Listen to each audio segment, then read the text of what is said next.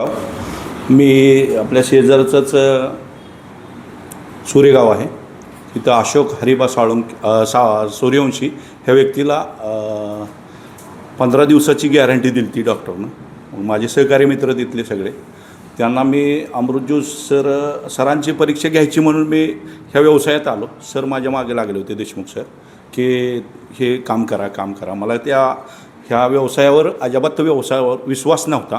तरी पण सरांच्या इच्छा खातीर मी त्या व्यक्तीला दिले की 15 दिवसाचं पेशंट, गॅरंटी 15 दिवसाची, बाटली पण 15 दिवस चालणार, असंच करायचं, असं सोडून द्यायचं म्हणून मी रियाजकडे बघितलं.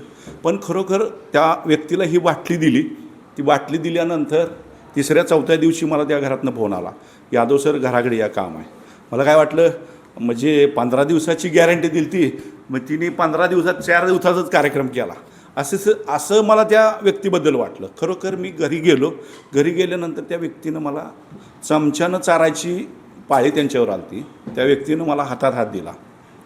त्यानंतर 11व्या दिवशी घरी गेलो, त्यांचा फॉलोअप घेतला. 11व्या दिवशी तिने चतकूर भाकरी खाल्ली.